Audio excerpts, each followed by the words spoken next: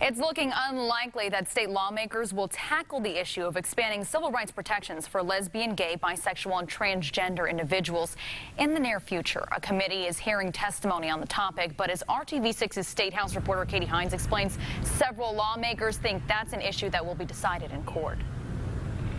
Key lawmakers on that acting panel that has been assigned to study the topic confirm they don't have any more meetings scheduled, nor do they expect to meet again on this specific issue before the end of the year. They also tell us that they do not expect to make recommendations to the full General Assembly ahead of the next session.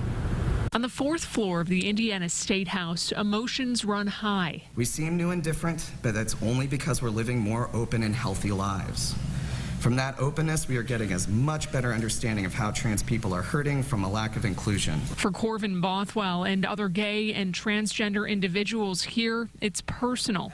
Representatives for Cloud One, Eli Lilly, and Cummins all argue there are economic implications. Working together, we can avoid the alienation of our employees, shed the baggage of our history of discrimination, and successfully recruit and retain the talent that will help our state lead the new technical economy on a global scale. Next, the 19-member panel hears from opponents, several who tell personal stories as well.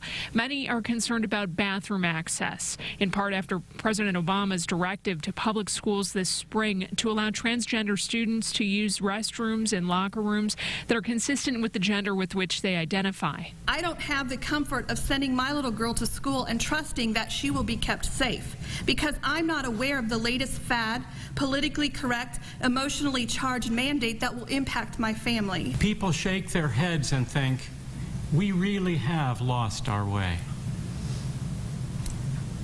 And this is before the very real danger of predators enters the discussion.